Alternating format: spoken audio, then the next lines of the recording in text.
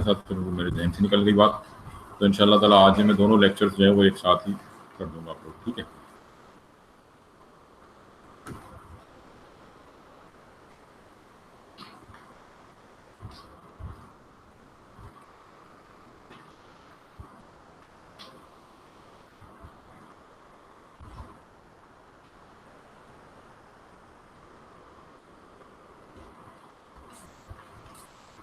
अच्छा जी, तो last time हम क्वेश्चन सॉल्व कर रहे थे। अब लेट से ये हमारे पास क्वेश्चन है, ठीक है। 10 cm cube sample of 0.1 mole per dm cube amino ethanoic acid which is commonly known as glycine, ठीक है। ये सारे एसिड्स हमने पढ़ने हैं आगे, ऑर्गेनिक केमिस्ट्री जब हम स्टार्ट करेंगे, ठीक है। फिलहाल तो जस्ट हम ये क्वेश्चन देख रहे हैं। तो ये कह रहे हैं 10 cm cube sample of 0.1 mole per dm cube amino ethanoic acid was titrated with 0.1 mole per dm cube sodium hydroxide. NaOH was being added. After 20 cm cube of NaOH, an excess had been added. यानी 20 cm cube जो है ये आपका excess में count हो रहा है। जब आपने 20 cm cube NaOH add कर दिया, the pH was found to be 12.5. ठीक है, after adding 20 cm cube of NaOH, the pH was found to be 12.5. Using the following excess, sketch a graph showing how the pH changes during this titration. Now we are adding a strong base into a weak acid, ठीक है। तो सबसे पहले तो आपको इसमें चाहिए होगी pH ऑफ स्ट्रॉन्ग एसिड। अच्छा, ये क्योंकि मैंने पार्ट क्वेश्चन में से एक्सपेक्ट किया है, तो एक्चुअल जो क्वेश्चन है उसमें अमाइनो इथेनोइक एसिड की pKa वैल्यू जो है वो गिवन है, जो कि मैं आपको यहाँ पे दे देता हूँ। pKa of amino ethanoic acid, amino ethanoic acid, ठीक है। इसकी pKa वैल्यू गिवन है एंड दैट इज 9.87, ठीक है। This is the pKa value of amino ethanoic acid. And अब ये कह रहे हैं, अच्छा, और उसके बाद जो कंसंट्रेशन है, concentration of amino ethanoic acid, concentration of amino ethanoic acid is 0.1 moles per dm cube, 0.1 moles per dm cube, ठीक है। तो आपके पास कंसंट्रेशन भी आ गई। Now we have concentration and we have, यानी कंसंट्रेशन भी हमारे पास मौजूद है और pKa वैल्यू भी गिवन है।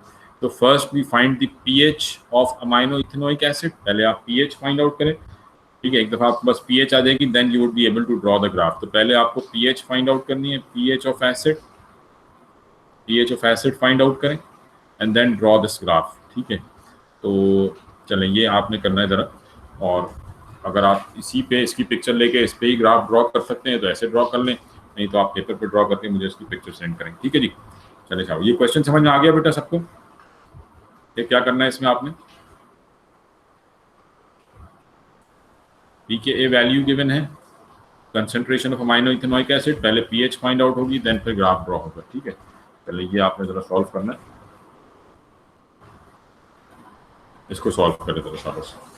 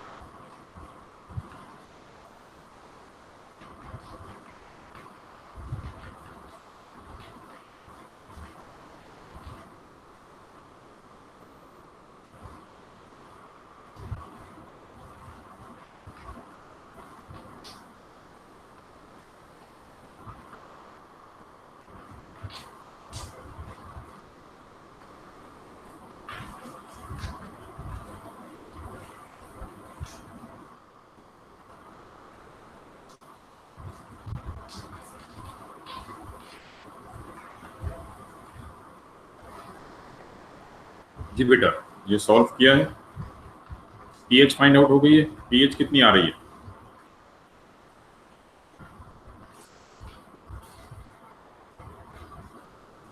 जी सबके पास यही पीएच आ रही है 5.43।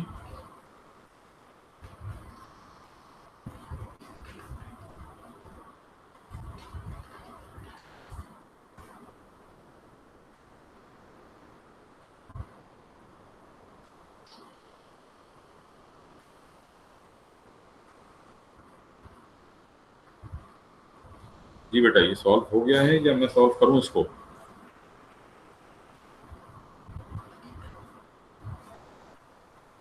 आंसर करेक्ट है, ये 5.43 सबके पास यही आंसर आ रहा है। ठीक है जी, 5.43। बाकी पहले आप के ए की वैल्यू फाइंड आउट करेंगे। ठीक है, P K A is equals to negative log K A, तो लॉग इनवर्स लेके के ए की वैल्यू आ जाएगी। देन फिर एच आइन की कंसंट्रेशन निकलेगी from H ion is equals to square root of K A into concentration of acid, और फिर आप पीएच की वैल्यू निकाल लेंगे तो वो आ जाएगी आपके पास 5.43। और उसके बाद का काम आसान है, जस्ट ग्राफ ड्रॉ करना है। जी बेटा, क्लियर है ये सबको? किसी को इसमें कोई कंफ्यूजन तो नहीं है?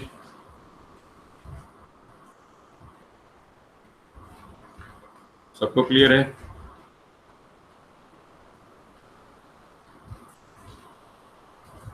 ठीक है जी, तो सिंपली बस इसमें ये ध्यान में रखें कि पहले आपने हमारे पास P K A is equals to negative log K A.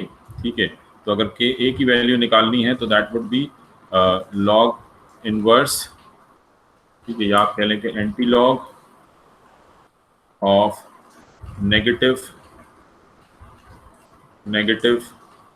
P K ए, जो भी आपके पास पी के वैल्यू है उसका नेगेटिव, क्योंकि ये नेगेटिव इधर शिफ्ट हो जाएगा, उसका एंटी लॉग ले लेंगे आप, तो शिफ्ट लॉग और जो भी वैल्यू है -9.87 ये आ जाएगा। ठीक है, यहाँ से फिर आप एच आइन की कंसंट्रेशन निकालेंगे। H ion is equals to concentration of square root of K A into concentration of acid, जो कि 0.1 है।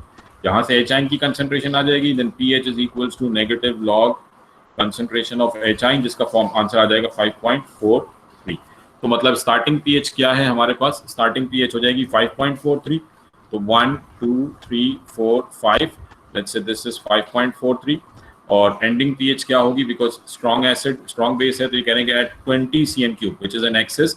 Eight 20 cm3 the pH would be 12.5। तो 7 8 9 10 11 12 12.5।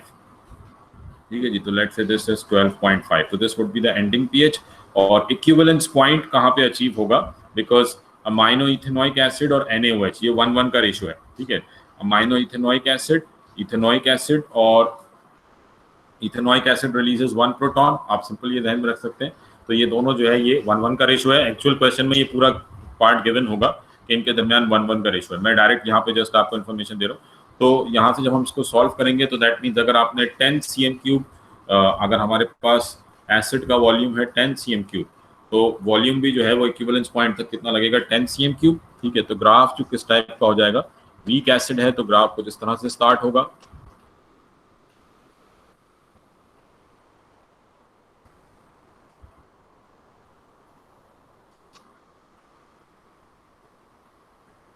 ठीक है जी, ये आपके पास ग्राफ हो जाएगा। इसको हम थोड़ा सा चाहें तो और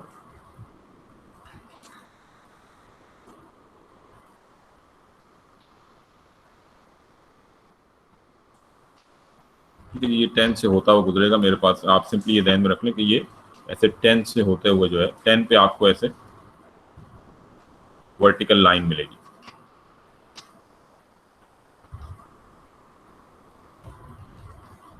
ठीक है जी, तो ये इस टाइप का आपके पास ग्राफ होगा।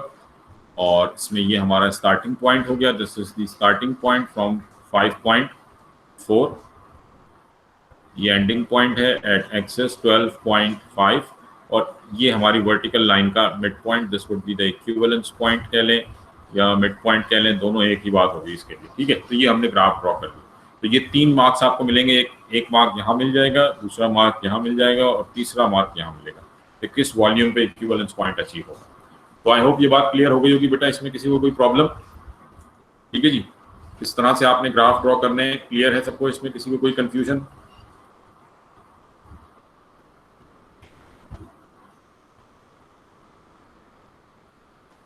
ठीक है जी, चलें हम नेक्स्ट क्वेश्चन पे चलते हैं। नेक्स्ट क्वेश्चन है the acid dissociation constant Ka of ethanoic acid is 1.75 into 10 raised to power minus 5 moles per dm cube। ये Ka की वैल्यू आ गई, ठीक है। उसके बाद नेक्स्ट पार्ट है explain why the value of Ka is much larger than, इसको आप स्किप कर दें, ये ऑर्गेनिक में हम पढ़ेंगे, ठीक है। Calculate the pH of 0.1 mole per dm cube solution of ethanoic acid. pH find out करनी है, एसिड की कंसंट्रेशन दे दी गई है और ऊपर Ka की वैल्यू भी गिवन है, तो डायरेक्ट आपने वही Ka वाला फॉर्मूला यूज करना है। Ka is equals to concentration of H ion निकालेंगे हम, तो concentration of H ion that would be equal to square root of Ka into concentration of H plus ion, और फिर उसके बाद आपके पास pH जो है वो यहाँ से निकल के आ जाएगी, ठीक है। तो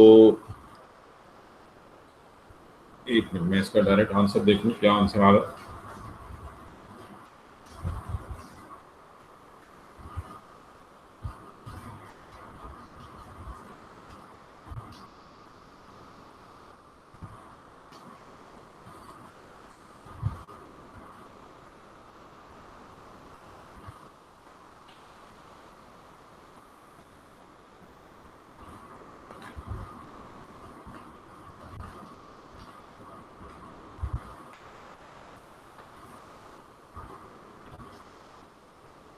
ठीक है जी, दैट इज 2.88। यहाँ से जो आपके पास एचाइन की कंसंट्रेशन आनी चाहिए, ये आएगी concentration of H ion, this would be 1.32 into 10 raise to power minus 3, 1.32 into 10 raise to power minus 3 H ion की कंसंट्रेशन आ जाएगी, और पीएच का आंसर आएगा, पीएच वुड बी 2.88, ठीक है। तो इसको आप सॉल्व करके देख लीजिएगा, ये 2.88 या 2.9 जो है ये आपके पास पीएच आ जाएगी, ठीक है जी, 2.88।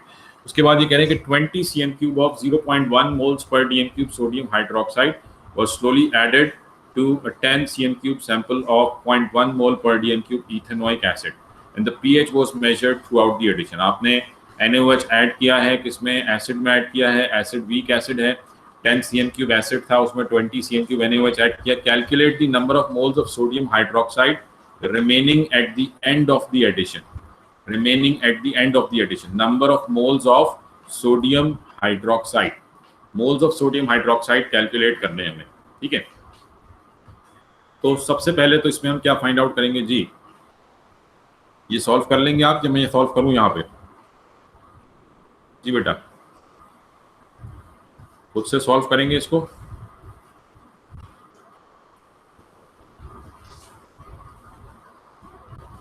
हाँ जी, कैसे सॉल्व करेंगे, चलें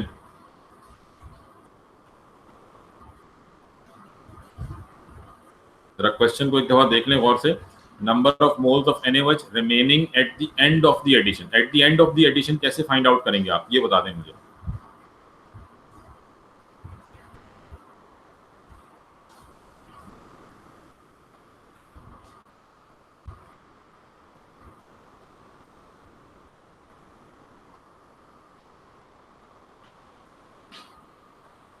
चले मैं इसको यहाँ पे थोड़ा सा सॉल्व कर लेता हूँ, ठीक है। सबसे पहले तो आपने मोल्स ऑफ सोडियम हाइड्रोक्साइड निकालने, क्योंकि स्टार्ट में आपके पास कितना है, तो पहले तो हमने मोल्स ऑफ सोडियम हाइड्रोक्साइड निकाले, इसको हम यहाँ सॉल्व कर लेते हैं। मोल रेशियो से NaOH के मोल्स निकालेंगे जो यूज हुए, ठीक है, फिर उसको सब्ट्रैक्ट कर देंगे इनिशियल में से, ठीक है ना। पहले आपने देख लिया कि स्टार्टिंग में मोल्स कितने हैं, मोल्स ऑफ सोडियम हाइड्रोक्साइड, ठीक है। आपने moles of sodium hydroxide concentration of volume given है, तो आप direct moles of sodium hydroxide निकालेंगे, जो कि आ जाएंगे 2 into 10 raise to power minus 3, 2 into 10 raise to power minus 3, ये स्टार्टिंग मोल्स हैं। इनिशियली आपके पास कंसंट्रेशन कितनी है, 0.1, वॉल्यूम कितना है 20, तो मोल्स आ जाएंगे 2 इंटू 10 रेज टू पावर। और this is the moles of sodium hydroxide, ये है मोल्स ऑफ सोडियम हाइड्रोक्साइड। अब क्योंकि स्ट्रॉन्ग बेस है, तो moles of sodium hydroxide would be equals two moles of hydroxide, जितने NaOH के मोल्स होंगे उतने OH के मोल्स होंगे। अब हमने देखना है कि NaOH यूज कितना हुआ, टाइट्रेशन में कितना यूज हुआ होगा, ठीक है। तो NaOH और इथेनोइक एसिड का 1:1 का रेशो है, 1:1 का रेशो है, तो अगर OH यानी जो इथेनोइक एसिड है वो यूज हो रहा है, अगर हम इथेनोइक एसिड के मोल्स निकालते हैं यहाँ से, तो मोल्स आएंगे 1 into 10 raise to power minus 3। तो मोल्स ऑफ हाइड्रोक्साइड आइंस भी कितने यूज हुए होंगे, 2 into 10 raise to power minus 3 minus 1 into 10 raised to power -3, तो हमारे पास आ जाएगा moles of sodium hydroxide at the end कि फाइनली बचे कितने हैं, तो that would B 1 into 10 raised to power -3 moles of hydroxide remaining. ठीक है जी, ये आ जाएंगे 1 into 10 raised to power -3 moles of OH ions remaining at the end of the titration। ठीक है, ये आपने मोल्स ऑफ सोडियम हाइड्रोक्साइड या मोल्स ऑफ हाइड्रोक्साइड आइन, एक ही बात है। क्लियर है ये बात? हाँ जी, यहां तक बात क्लियर है? ये तो आपने मोल्स निकाल लिए। ठीक है, उसके बाद नेक्स्ट पार्ट है, यानी यहाँ पे हमारे पास आ गया calculate the moles of hydroxide. अच्छा, सोडियम हाइड्रोक्साइड ये निकालने थे, तो moles of sodium hydroxide at the end that is 1 into 10 raised to power -3। अब कह रहे हैं calculate the concentration of OH ion at the end of the addition. तो कंसंट्रेशन किसके बराबर होती है? Number of moles upon volume. तो मोल्स कितने आए हैं हमारे पास? 1 into 10 raised to power -3 divided by volume क्या लेंगे at the end of the addition, what would be the volume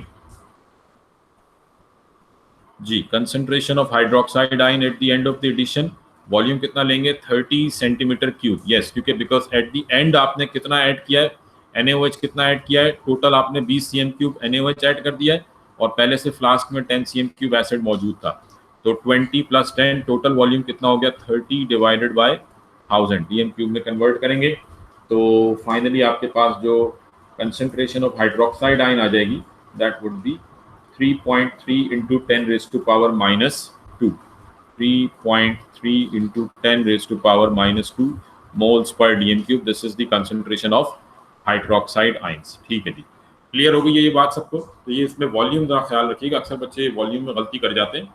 तो वॉल्यूम आपको यहाँ पे एट द एंड की बात हो रही है, तो total volume of the conical flask की बात होगी। तो टोटल वॉल्यूम में 10 cm क्यूब एसिड आ गया और 20 cm क्यूब सोडियम हाइड्रोक्साइड। ठीक है जी, यहां तक बात क्लियर है बेटा सबको? किस तरह से हमने concentration of hydroxide ion calculate कर ली है? इसमें किसी का कोई क्वेश्चन?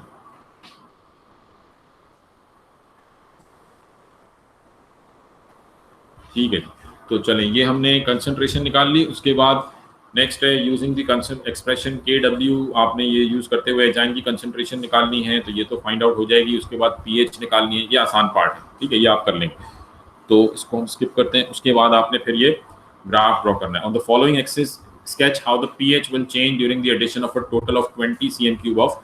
तो स्टार्टिंग pH हमारे पास कितनी थी? एट द एंड हमने pH कैलकुलेट कर ली। स्टार्टिंग pH यहाँ पे आपने फाइंड आउट की होगी, जो कि होगी 12.5। ठीक है, 12.5।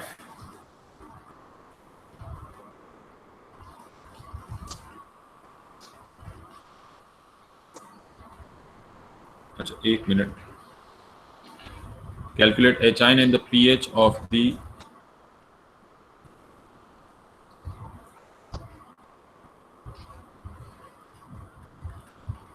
ये हमारे पास स्टार्टिंग pH थी 2.88 और एंडिंग pH यहाँ से आपने कैलकुलेट करनी है। एंडिंग pH कितनी आ जाएगी?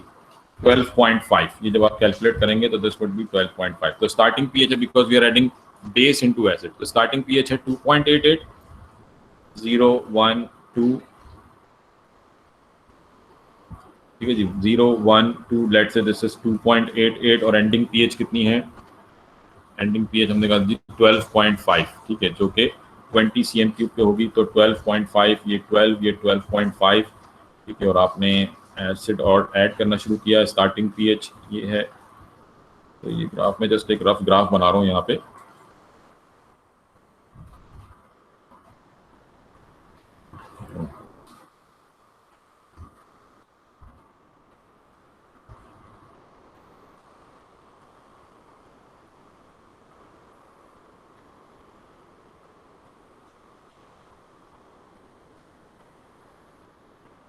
ठीक है जी, तो लेट्स से ये हमारे पास ग्राफ है, strong base into week acid. ठीक है, ये आपके पास स्टार्टिंग pH, ये एंडिंग pH और ये वॉल्यूम। अच्छा, नेक्स्ट पार्ट जो एक्चुअल हमने इस ग्राफ को बनाया to do this next part, ये कह रहे हैं from the following list of indicators put a tick in the box by the side of the indicator you consider most suitable for this titration. अभी question के बाद हम इसको और डिटेल में देखेंगे, बट अभी आपके पास ये इस किस्म के क्वेश्चन आते हैं। ये 4 इंडिकेटर इन्होंने दे दिए कि जी malachite green, thymol blue, bromophenol blue, thymol phthalein, 4 indicators हैं, चारों की पीएच रेंज दे दी है कि malachite green changes colour from 0 to 1 pH, thymol blue 1 से पहले एसिडिक होगा, 2 के बाद बेस होगा, ब्रोमोफिनोल ब्लू 3 से पहले एसिडिक होगा, 4 के बाद बेस होगा, थाइमोल फिथिलीन 9 से पहले एसिड होगा, 10 के बाद बेस होगा। तो अब ये कह रहे हैं कि इन चारों इंडिकेटर्स में से, ठीक है, आप इसको नोट कर लें, इनकी पिक्चर ले लें, इन चारों में से आप यहाँ पे कौन सा इंडिकेटर यूज करेंगे। ठीक है, इन चारों में से आप यहाँ पे कौन सा इंडिकेटर यूज करेंगे। हमारे पास ये 4 इंडिकेटर्स हैं, ठीक है, malachite green, thymol blue, bromophenol blue और थाइमोल फिथिलीन। अब देखें यहाँ पे मैं थोड़ी सी बात आपसे कर लूँ कि इंडिकेटर्स, मैंने पहले भी आपसे कहा था कि हर इंडिकेटर जो है वो डिफरेंट पीएच रेंज में कलर चेंज करता है। जैसे आप देख रहे हैं यहाँ पे ये चारों की जो कलर चेंज एंड पॉइंट है वो डिफरेंट पीएच रेंजेस में है। ठीक है, थाइमोल ब्लू की जो एंड पॉइंट है वो 1 से 2 के दरमियान है, थाइमोल फिथिलीन 9 से 10 के, और ये कोई एक्चुअल रेंजेस नहीं है, थोड़ा बहुत डिफर करते हैं ये। ठीक है, बट अब क्या है कि आप हर टाइट्रेशन में कोई भी इंडिकेटर यूज नहीं कर सकते। ठीक है, ये नहीं कि आप कोई सा भी इंडिकेटर, आपको ये देखना होता है मतलब how to select an indicator. किसी भी इंडिकेटर को जब आप सेलेक्ट करने जाते हैं तो उसके लिए 3 पॉइंट्स आपको देखने होते हैं, 3 factors. Whenever we are selecting an indicator तो हमें 3 फैक्टर्स देखने होते हैं। सबसे पहला जो फैक्टर है दैट इज कि there must be a sharp colour change. Sharp colour change होना चाहिए, ये नहीं कि बहुत बड़ी रेंज हो। फॉर एग्जांपल यहाँ पे आपको कोई ऐसा इंडिकेटर दे देते कि जी 5 से स्टार्ट हो रहा है, 9 पे जाके कलर चेंज हो रहा है, तो इस किस्म का इंडिकेटर, यानी ऐसा कोई इंडिकेटर, लेट से मैं कह रहा हूँ कि जी 5 to 9 ये किसी इंडिकेटर की रेंज है, तो ये कोई सूटेबल इंडिकेटर नहीं है। ऐसे इंडिकेटर को तो हम पहले ही मना कर देंगे, नहीं जी ये तो यूज ही नहीं करना।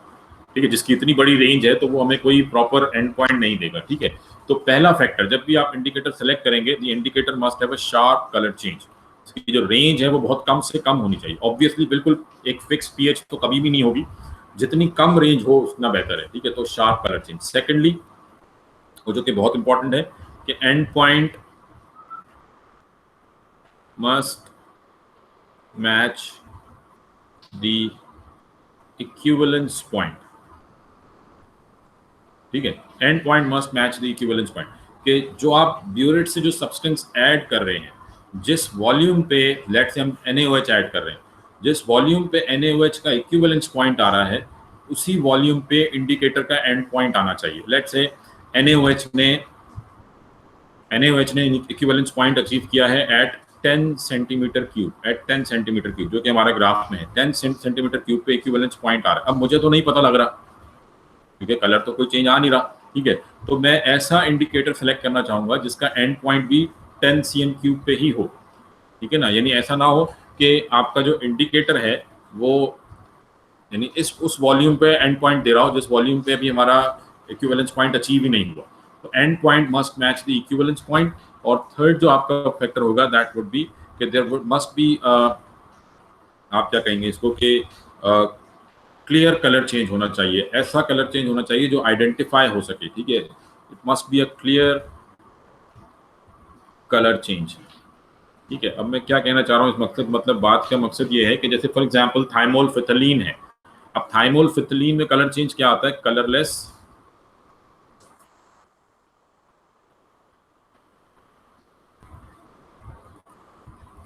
ठीक है, यहाँ कलर चेंज क्या आता है, कलरलेस टू पिंक। अब ये क्लियर कलर चेंज है। ठीक है, आपको वाज़ेह नजर आएगा कि जी अब ये पिंक हो गया।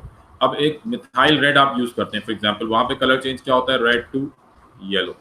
अब इसमें थोड़ा सा प्रॉब्लम होती है। ठीक है, क्योंकि ये इतने आपस में आप कह लें कि कलर मिक्स हुए होते हैं कि पता ही नहीं लगता कब रेड से येलो हो गया। तो मतलब बहुत आपको गौर से देखना पड़ता है। कंसंट्रेशन थोड़ी भी कम ज़्यादा हो गई तो इंडिकेटर जो है वो गड़बड़ कर जाएगा। तो इसलिए ऐसा इंडिकेटर ज़्यादा प्रेफर किया जाता है जिसमें कलर चेंज के जी फॉर एग्जाम्पल हम कहेंगे रेड से ब्लू हो रहा, अब ये एक कलर चेंज है, काफ़ी मतलब आप कह लेंगे विजिबल कलर चेंज है। ठीक है, तो ये 3 पॉइंट हैं जो आपको ध्यान में रखने पड़ते हैं जब भी आपको इंडिकेटर सेलेक्ट करेंगे।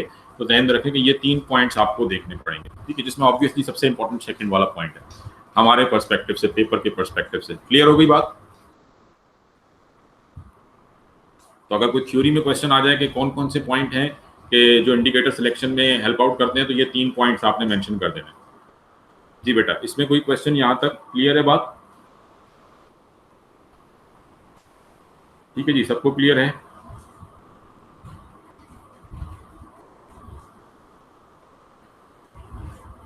ठीक है, अब आ जाते हैं हम इस क्वेश्चन के ऊपर। तो ऑब्वियसली अब आपको आइडिया हो गया होगा।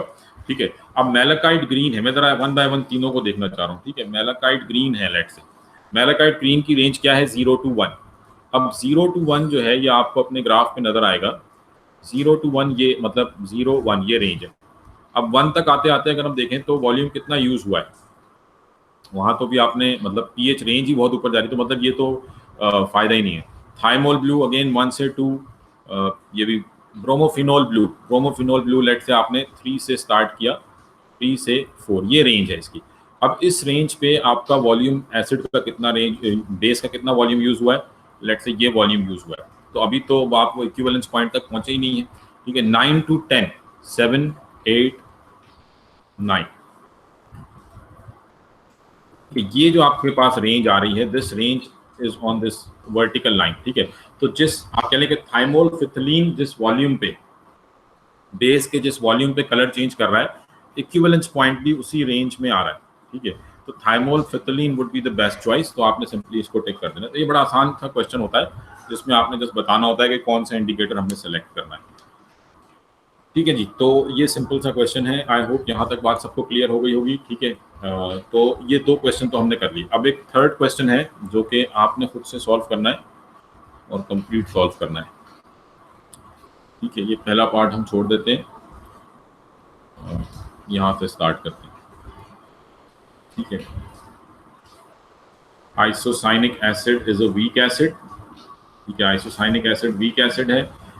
इसकी Ka की वैल्यू गिवन है, आपने pH की वैल्यू फाइंड आउट करनी है। चले शाबाश, इसको जल्दी जल्दी साथ साथ करते जाए, मुझे एक एक पार्ट का आंसर बताते जाए।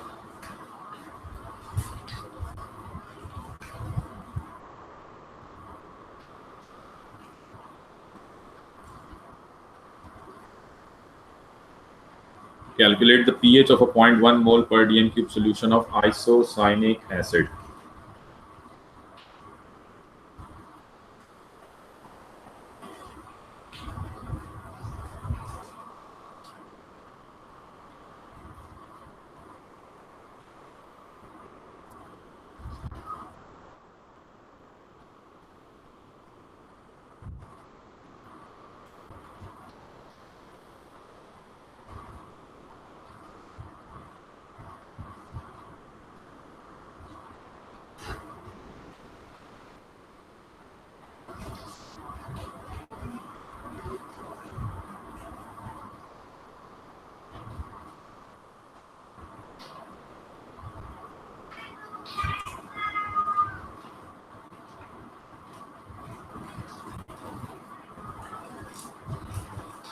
टू 2.46 जी, सबके बाद यही आंसर आ रहा है।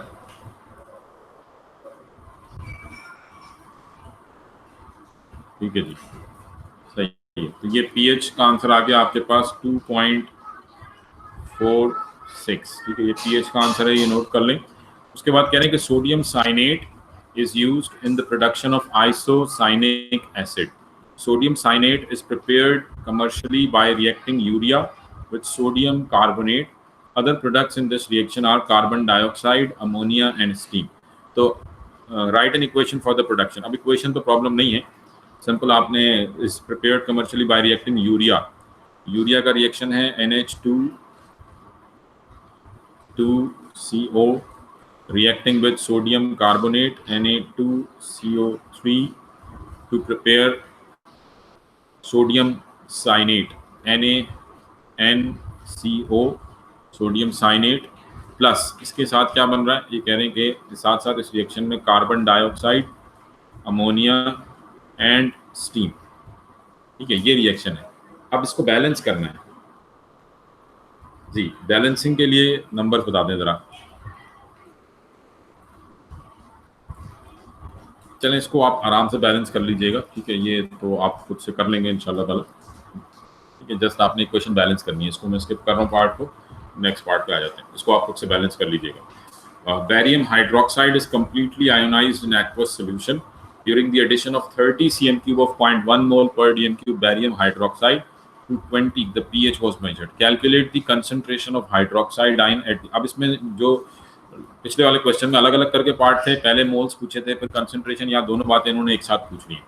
चलें, calculate the concentration of hydroxide ion at the end of the addition.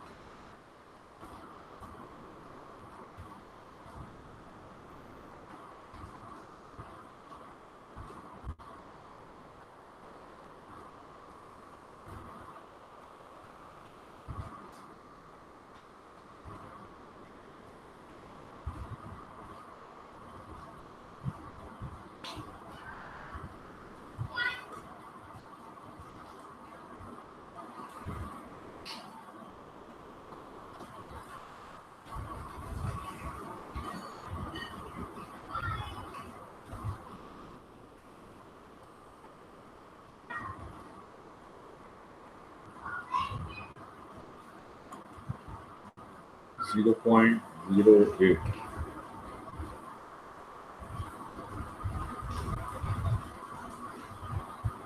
जी बेटा, बाकी और भी किसी ने सॉल्व कर लिया इसको? ठीक है, ये आंसर 0.08 करेक्ट आंसर है.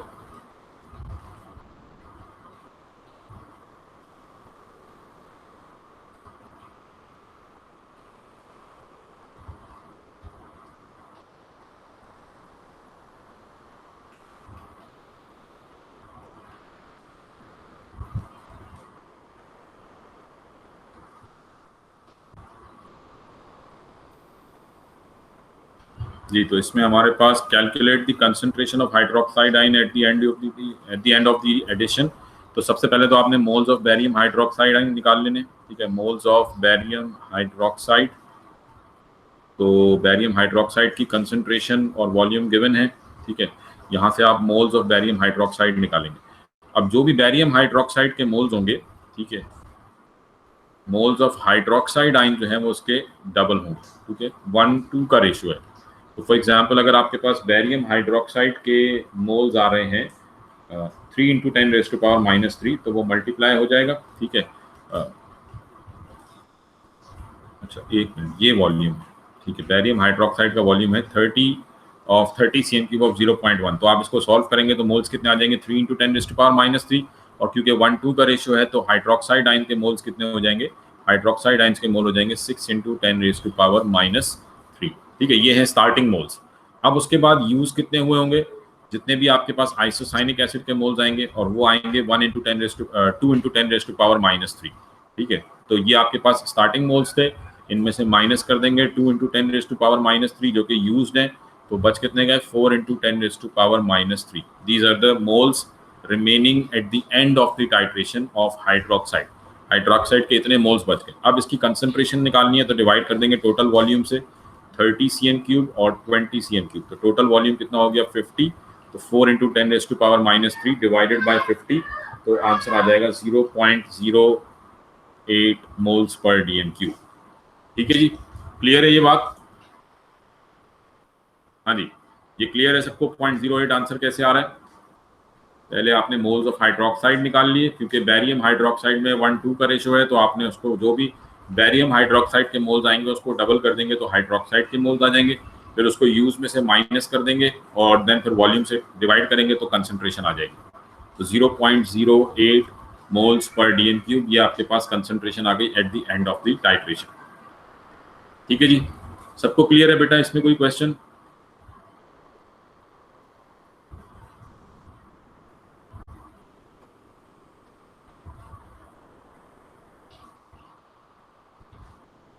ठीक है जी, तो नेक्स्ट पार्ट इसमें हमारे पास आ जाता है, फिर आपने वही एचाइन की कंसंट्रेशन निकालनी है, पीएच निकालनी है और फिर ग्राफ ड्रॉ करना है। ठीक है, अब इसमें आपको सिंपल एक चीज ध्यान में रखनी है कि on the following axis sketch how the pH changes during the addition of a total. अच्छा, अब इसमें सिंपल ये पहली चीज तो ये देख लें कर्व, यानी जहाँ पे आपके पास जो ग्राफ स्टार्ट होगा, इट स्टार्ट्स फ्रॉम, आपने पीएच वगैरह सब कुछ निकाल ली, स्टार्टिंग पीएच है 2.5, जो 2.46 हमने फाइंड आउट की थी, हम उसको 2.5 कर देते हैं, तो 0 1 2 लेट्स से दिस इज 2.5, और एंडिंग पीएच आ जाएगी आपके पास 12.9, तो लेट्स से दिस इज 12.9, जो कि कितने वॉल्यूम पे आ रही होगी 30 cm³ पे आ रही होगी। ठीक है, 12.9। अब ये कह रहे हैं on the following axis sketch how the pH changes during the addition of a total of 30 cm³ of 0.1 mole per dm³ to 20 cm³ of 0.1 mole per dm³ आइसोसाइनिक acid. तो आइसोसाइनिक एसिड 20 cm, यानी आपके पास फ्लास्क में क्या मौजूद है 20 cm³ of isocyanic acid. अब equivalence point पे base का कितना वॉल्यूम यूज हुआ होगा? ये इक्विवेलेंस पॉइंट किस वॉल्यूम पे आएगा?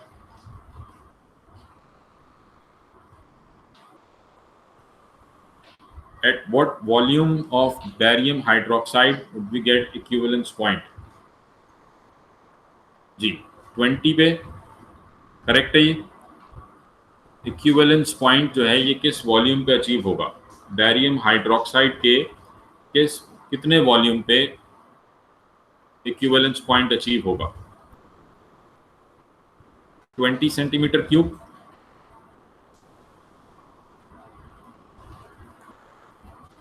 We have isocyanic acid. Isocyanic acid का फॉर्मूला आपके पास यहाँ पे ऊपर मेंशन है। ठीक है, आइसोसाइनिक एसिड क्या है? HNCO। ठीक है, ये आपके पास आइसोसाइनिक एसिड है HNCO, और बैरियम हाइड्रोक्साइड है BaOH2।